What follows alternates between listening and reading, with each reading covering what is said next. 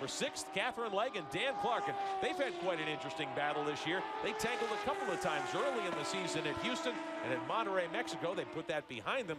Great day for Katherine Legge. Dan Clark wants to salvage. Oh, huge crash. Oh, huge crash. Oh, no. Huge incident. Huge incident. It's Katherine. Is it Katherine Legge's car?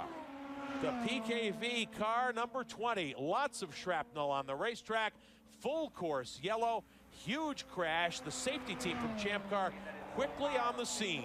And this is the flat-out kink right before Kettle Bottoms. It is the white knuckle area of this racetrack.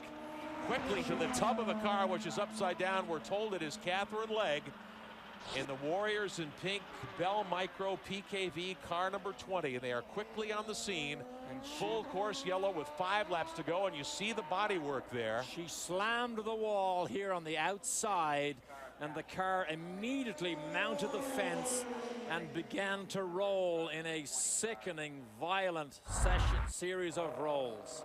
All right. Position in GS and off the GS lead lap.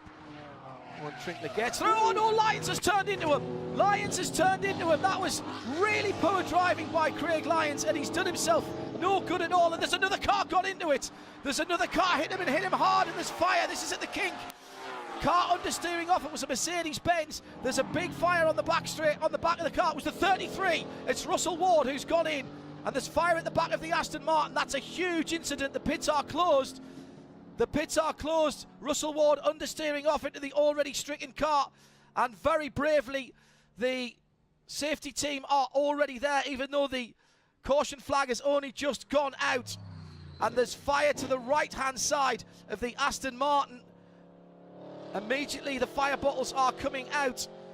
Craig Lyons, I'm afraid, caused that one himself, turned across the front of Owen Trinkler. He's getting out of a blazing car. Yeah, but you know, that's not a place to make a pass though, John, going into the kink, but irrespective if it's a slower car. Fire vehicle there as well. Fair point, Jeremy. Russell Ward I feel for, because he was coming upon that, tried to lift off and just someone needs to get off. to Craig here. Someone needs to. Craig is very much dazed. He's out of the car. Russell Ward is out of his car as well.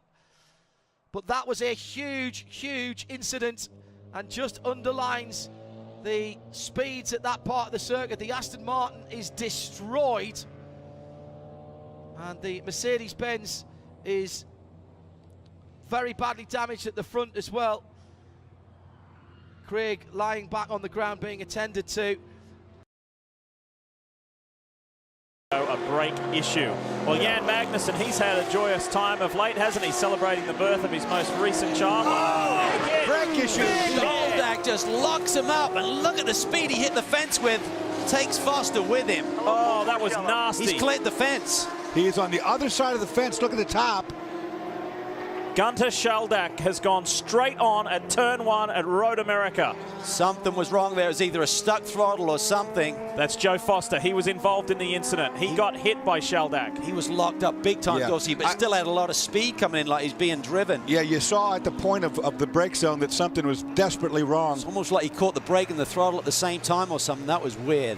This place, we've said for a long time, it's really tough on brakes, but that definitely looked more like a stuck throttle issue because he was on the brakes. Car on the right-hand side there is the visitflorida.com Mazda for Joe Foster. And we saw Joe moving his hands and arms around in the cockpit, so that was somewhat of a positive sign.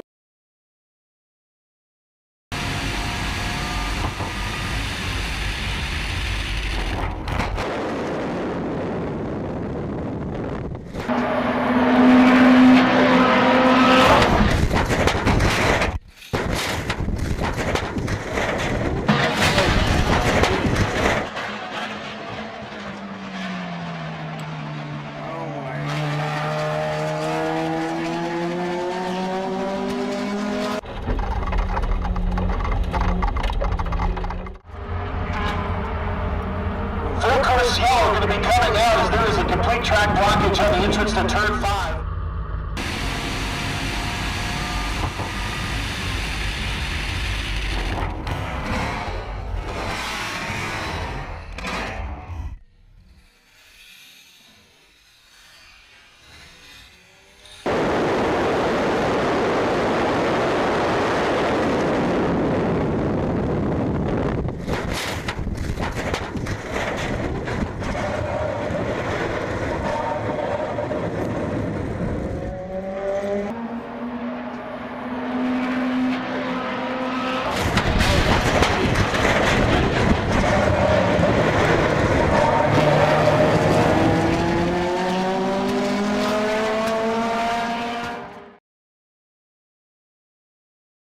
sure he takes a clean line through his final couple of corners. Oh, dear. big accident, and it is our debutant. Yeah. 69 car, oh dear. Also in there is Scott Wellham.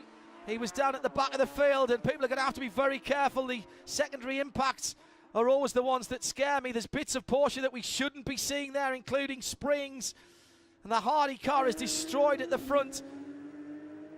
There's just nowhere to go. Oh, look at that. Scott Wellham's right front wheel, tyre and part of the suspension assembly has made it a lot further, and that will be all she wrote.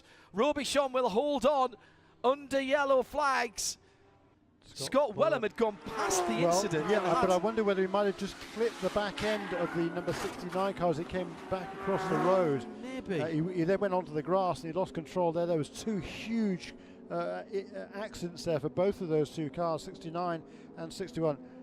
Good job by Bill Smith to avoid the spinning car, but he's got experience of that because he didn't do that last year. He got nailed by somebody coming back on. He reacted very quickly there.